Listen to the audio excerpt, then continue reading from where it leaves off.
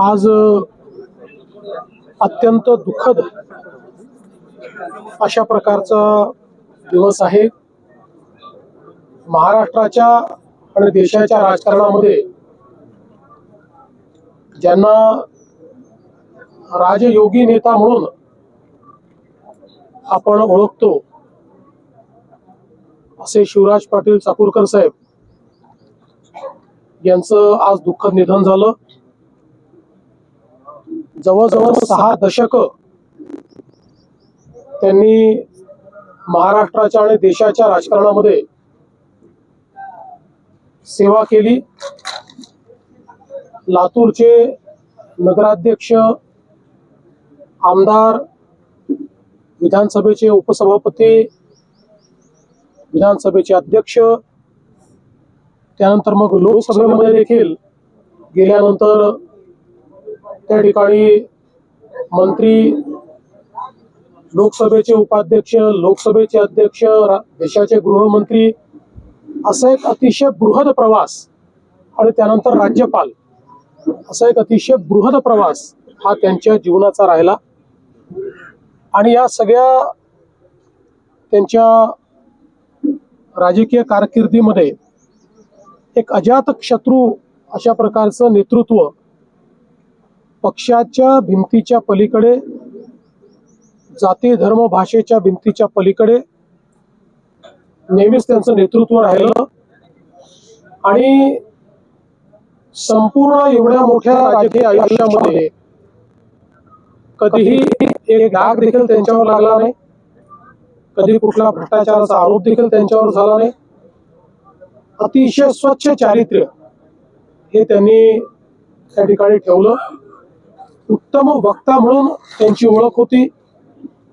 मराठी, हिंदी, इंग्रजी सर्व भाषांवर त्यांचं प्रचंड प्रभुत्व होतं। आणि लोकसभेचे अध्यक्ष म्हणून तर ज्या प्रकारे त्यांनी कामकाज हाताळलं, त्यामुळे त्या अध्यक्षपदाचा बेंचमार्क हा तयार करण्याचं काम त्यांनी केलं। या सगळ्या वाटचालीमध्ये सर्व पक्षीय जे ज्येष्ठ नेते आहेत त्यांच्याशी त्यांचे अतिशय जिव्हाळ्याचे संबंध राहिले। ते आपल्या विचारांशी नेहमी प्रतिबद्ध राहिले, पण प्रत्येक विचाराचा सन्मान त्यांनी नेहमी केला। आणि म्हणूनच एक असं नेतृत्व होतं की ज्यांनी राजकारणामध्ये एखादा योगी ज्या प्रकारचं जीवन जगतो तसं जीवन जगण्याचा प्रयत्न केला। आज त्यांच्या जाण्यामुळे निश्चितच महाराष्ट्राची आणि देशाची एक मोठी हानी झाली आहे। मात्र हे आपण निश्चितपणे म्हणू शकतो की राजकीय संस्कृती कशी असावी आणि सुसंस्कृत नेता कसा असावा या संदर्भात कोणालाही त्या ठिकाणी प्रेरणा घ्यायची असेल तर ती शिवराज पाटील साहेबांकडनं नेहमीच घेता येईल अशा प्रकारचं त्यांचं व्यक्तिमत्व राहिलेलं आहे।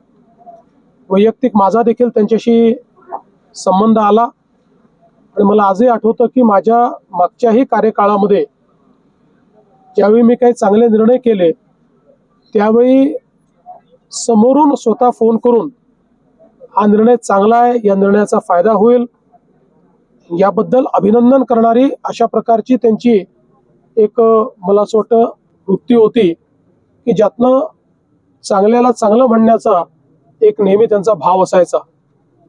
अनेक वेळा त्यांच्याशी भेटी व्हायच्या। अतिशय कुठल्याही गोष्टीचं सविस्तर ज्ञान असल्यामुळे त्यांच्याशी बोलणं हा देखील एक मला असं वाटतं एक पर्वणी ती असायची। आणि आपल्याला सगळ्यांना कल्पना आहे की तसं अतिशय रुबाबदार अशा प्रकारचं त्यांचं रूप होतं।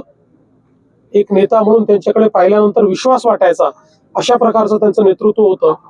त्यामुळे निश्चितच सर्वांना त्यांची आठवण राहील। लातूर शहराला, लातूर जिल्ह्याला तर त्यांचं इतकं सानिध्य लाभलं। 7 वेळा लोकसभेला आणि 2 वेळा विधानसभेला ते इथनं निवडून गेले। त्यामुळे निश्चितच एक मोठी पोकळी आहे। मी महाराष्ट्र सरकारच्या वतीने आणि महाराष्ट्राच्या जनतेच्या वतीनेही त्यांना विनम्र श्रद्धांजली या ठिकाणी अर्पण करतो।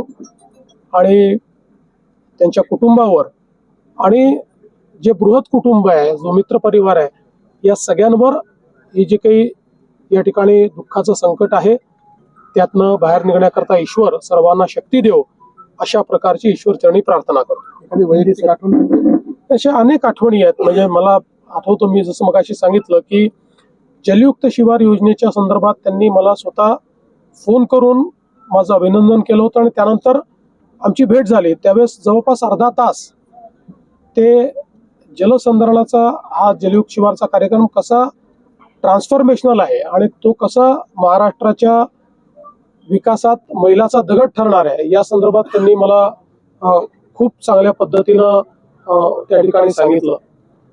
अर्चनाताई देखील ज्यावेळेस आमच्या सोबत आल्या त्यावेळेसही साहेबांनी सांगितलं, मी तर जिथे आहे तिथेच मी जीवनभर राहणार आहे, पण आता त्यांनी जो मार्ग स्वीकारलेला आहे माझ्या त्यांना शुभेच्छा आहेत आणि तुम्ही उत्तम प्रकारे त्यांची काळजी घ्या आणि चांगलं सुसंस्कृत राजकारण झालं पाहिजे याकडे लक्ष द्या, अशा पद्धतीनं त्यांनी त्यावेळेस भावनाही व्यक्त केली होती. त्यामुळे अनेक असे अनुभव आहेत की ज्यातनं त्यांचं मोठेपण हे निश्चितपणे आपल्याला त्या ठिकाणी स्पर्श करून गेलं.